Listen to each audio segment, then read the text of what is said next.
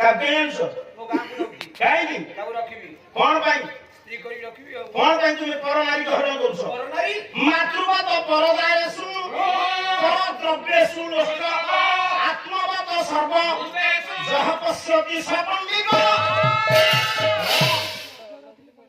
ଆପଣ ମାନେ ବିଚାର କର ବାବୁମାନ, ତୁମ ପଡ଼ିଶା ଘର ଲୋକର ଯେଡ଼େ ବଡ଼ କଥା ହଉ ଯେତେ ସମ୍ପତ୍ତି ହଉ କଣ ମଉସା କହୁଛନ୍ତି ନା କଣ କେବେ ଦେଖିକି କହିବେନି ରେ ବାପା ସିଏ କୋଉଠୁ ଆଣିଲା ରେ କଣ ରାତି ରାତି ଭଲ ନାଇଁ ଆଜ୍ଞା। ପର ଲୋକର ଧନକୁ ଲୁଷ୍ଟ୍ର ବୋଲି ଭାବିବା ଉଚିତ। ଆଜି ଯିଏ ଧନୀ ଅମିର କାଲି ସେ ଫକୀର। ପର ନାରୀ କି ମା କରି ଚିନ୍ତା କରିବା ଦରକାର। ଆପଣଙ୍କ ଭିତରେ ଯୋଉ ଆତ୍ମା ମୋ ଭିତରେ ସେ ଆତ୍ମା। ସଙ୍ଗୀତ ଗାୟକଙ୍କୁ ଗାୟକ ନିଜ ଭାଇ କରି ଦେଖିବା ଉଚିତ। ସମସ୍ତଙ୍କୁ ସମଦୃଷ୍ଟିରେ ଦେଖିବା ଉଚିତ। ଆତ୍ମବତ ସର୍ବଭୂତେଷୁ ଯହ ପଶ୍ୟତି ସହ ପଣ୍ଡିତ। ତୁମେ ଜଣେ ସ୍ୱର୍ଗର ରାଜା, ସିଏ ତୁମ ସ୍ତ୍ରୀ କି ଚୋରି କରିଦେଲା ବୋଲି ତୁମେ ତା ସ୍ତ୍ରୀ କି ଚୋରି କରିବ? ତୁମେ ଚିନ୍ତା କର ନା। ଇଏ ଉପଦ୍ରବ କରୁଛି ହିରଣ୍ୟକଶିପ, ସେ ଏବେ ତପସ୍ୟା କରୁଛି। ଦିନେ ତା ତପସ୍ୟା ପୂର୍ଣ୍ଣ ହବ, ସେ ଆସିବ। ସେ ଆସି ଦେଖିଲା ବେଳକୁ ତା ସ୍ତ୍ରୀ ଗର୍ଭରୁ ଯୋଉ ପିଲା ଜନ୍ମ ହବ ନାଇଁ, ସିଏ ତାପରି ତାକି ତା ମା ପରି ହବ। ହିରଣ୍ୟକଶିପୁର ପୁଅ ଦେବସୁଲଭ ହେଇକି ଜନ୍ମ ନବ। ଶୁଣ ପାଢିବାକୁ ଗୋଟେ ମୂଲ୍ୟବାନ କଥା କହୁଛି। ସମୟ ଆସିବ ତୁମ ଅନେକ ଲୋକଙ୍କୁ ବୁଝେଇବ। ଆଉ ଗୋଟେ କଥା କହୁଛି, ଯୋଉ ପିଲାମାନେ ନୂଆ ବାହା ହେଇଛ ଆଗକୁ ବାହା ହବ ସେଇ ମନ ଦେଇକି ଶୁଣ। ହିରଣ୍ୟକଶିପୁ ସ୍ତ୍ରୀ କୟାଧୁ ଗର୍ଭବତୀ ହିରଣ୍ୟକଶିପୁ ତପସ୍ୟା କରୁଛି। ସେଇଠି ନାରଦ କହିଲେ ଚିନ୍ତା କର ନା ଇନ୍ଦ୍ର, ମୁଁ ଯାଉଛି। ସେ ହିରଣ୍ୟକଶିପୁ ପୁଅଟା ଜନ୍ମ ହେଲା ପରେ ବିଷ୍ଣୁ ଭକ୍ତ ହେଇଯିବ, ସେ ବାପ ପୁଅର ପଡିବନି, ସେଇଠି ହବ ତୁମର ତୁମ ନା କେମିତି? ନା ମୁଁ ସେ ବାଟ କରୁଛି। ବାବୁ ଗୋଟେ ନାରାୟଣ ସ୍ତୋତ୍ର ଲେଖିକିରି ନେଇକି ପହଞ୍ଚିଲେ ହିରଣ୍ୟକଶିପୁର ସ୍ତ୍ରୀ କୟାଧୁ ପାଖରେ। କିଏ? ଡାକିଲେ କହିଲେ ଲୋ ମା ମୁଁ ଆସିଛି, ଜାଣିପାରୁଛୁ?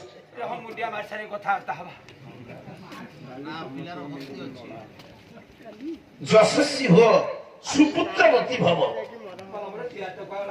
ମା ତୁମେ ଅନ୍ତଃସତ୍ତ୍ୱା। ପ୍ରତ୍ୟେକ ମା ଚିନ୍ତା করে ତା ଗର୍ଭରୁ ଯୋଗ୍ୟ ପୁଅ ଜନ୍ମ ନେବେ। ସାରମାନ ଆମେ ମାନେ ସଂସାର କରିଛେ, ଆମ ମାନଙ୍କର ପୁଅ ଝିଅ ଅଛନ୍ତି। ବାପା କେତେବେଳେ ଖୁସି ହବ? ପୁଅକୁ ଚୋର କହିଲେ ଖୁସି ହବ, ଖଣ୍ଟ କହିଲେ ଖୁସି ହବ। ଯେତେବେଳେ ପୁଅ ଯୋଗ୍ୟ ହେଇଯିବ ବାପା ମା ଖୁସି ହେବେ ନେଇକି। ତେଣୁ ଏ ଦୁନିଆରେ ବାବୁ ମାନେ ସବୁ ମା ଚାହାନ୍ତି ଯୋଗ୍ୟ ପୁଅ ଜନ୍ମ କରିବାକୁ। ତେଣୁ ଏଠି ନାରଦ କହିଲେ ମା କହିଆଛୁ ତୁମେ ଗର୍ଭରୁ ଗୋଟେ ପୁଅ ଜନ୍ମ ନବ। ବେଳ ନାହିଁ, ସେତେବେଳେ ପୁଅ ହବ କି ଝିଅ ହବ ନିଜେ ବାପା କହିବ। ଆପଣ ବର୍ତ୍ତମାନ ଦେଖିବେ ଗାଇନିକ୍ ସ୍ପେଶାଲିଷ୍ଟ ପାଖକୁ ଗୋଟେ ଗର୍ଭବତୀ ନାରୀକି ନେଇକି ଯିବେ, ଟିକେ ସାର୍ ମାନେ ଶୁଣନ୍ତୁ। ସେ କମ୍ପ୍ୟୁଟର କରିକି କହିବ ପୁଅ ହବ କି ଝିଅ ହବ। କିନ୍ତୁ ପଞ୍ଚସଖା ଯୁଗର ଜଣେ ବାବା, ଆଜ୍ଞା ମଉସା, ପଞ୍ଚସଖା ଯୁଗର ଜଣେ ବାବାଜୀ କମ୍ପ୍ୟୁଟର ନାହିଁ, ସେ ଗୋଟେ ଗର୍ଭବତୀ ନାରୀକି ଦେଖିଦେଲେ କହିପାରିବେ ପ୍ରଥମ ମାସରୁ 10 ମାସ ଯାଏ ତା ଗର୍ଭର ପିଲାର ଅବସ୍ଥା କେମିତି। ଆଉ ଏବେ କଣ ଡାକ୍ତର ଆଗେଇଛନ୍ତି? ଆରେ ଡାକ୍ତର ପରୀକ୍ଷା କରିକିରି ବି ଭୁଲ ହଉଛି। ପଞ୍ଚସଖା ଯୁଗର ସିଦ୍ଧ ସାଧକ ଜଗତସିଂହପୁର ଜିଲ୍ଲା, ସେ ପଞ୍ଚସଖା ସାଧକ ବି ପୁରୀ ଜିଲ୍ଲାରେ ଅଛନ୍ତି। କର୍ମଶାସ୍ତ୍ର ପ୍ରଣେତା ତାଙ୍କରି ସମସାମୟିକ। ସିଏ ଯଶୋବନ୍ତ ଦାସ କହିଦେବେ ଗୋଟେ ନାରୀ ଗର୍ଭରେ ମାସକୁ 10 ମାସ ଯାଏ ତାର ଅବସ୍ଥା କଣ। ଖାଲି ପଦୁଟିଏ ଗାଉଛି। ସେତେବେଳେ ବାପା କହିବ ମୋ ସ୍ତ୍ରୀ ଗର୍ଭରୁ, ପୁରୁଷ କହିବ ପୁଅ ଜନ୍ମ ହବ କି ଝିଅ ଜନ୍ମ। ତାହେଲେ ପଦଟା କହିବି, ତାପରେ ନାରଦ କଣ କହିବେ ଆଉ କେମିତି ଯୋଗ୍ୟ ପୁଅ ଜନ୍ମ ହେଲା ଶୁଣିବେ, ତାପରେ ଆଗକୁ ଆଗେଇବେ। କେମିତି ଗୋଟେ ସ୍ଥାୟୀରେ ଗାଇବା ହଉଛି। ଦେଖ ମତେ ତୁମେ ଗାଇବା ମାପ ଦେଖଉଛ, ଫିତା ଆଣିକି ମାପ ନା। କଲ୍ୟାଣକାରୀ ହୁଅନ୍ତୁ ନାରାୟଣ, କୁହନ୍ତୁ ମୋ ନାଁ ଶୁଭମ। ଶୁଭମର ସବୁ ଶୁଭମ ହଉ, ଅନୁଷ୍ଠାନ ଶୁଭମ ହଉ। କଲ୍ୟାଣକାରୀ ହୁଅନ୍ତୁ ନାରାୟଣ, ବିଦ୍ୟା ବୁଦ୍ଧି ଦାନ କରନ୍ତୁ ଓଲାନନ୍ଦୀ କୁମାର। ପ୍ରଥମ ମାସେ ତୁଜେ ପଞ୍ଚସଖା ସାହିତ୍ୟ ହେଲୁ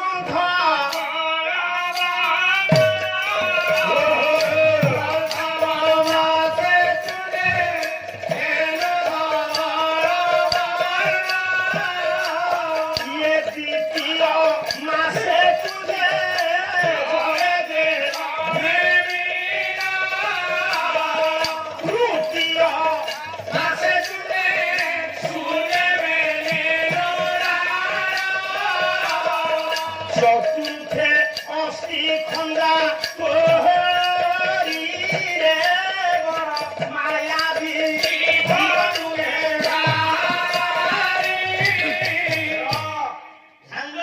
ବେଶୀ ବୋধ ଜ୍ଞାନୀ ମାନେ ଅଛନ୍ତି କାମ କଣ ହେଇଯିବ ମୋ କହିବାର ତାତ୍ପର୍ଯ୍ୟ ଏଠି ଯଶୋବନ୍ତ ଦାସ କହିଲେ ପ୍ରଥମ ମାସ ଠାରୁ 10 ମାସ ଅବସ୍ଥା ଧବଳ ବର୍ଣ୍ଣାକୃତି ହେଇଅଛି ଆପଣ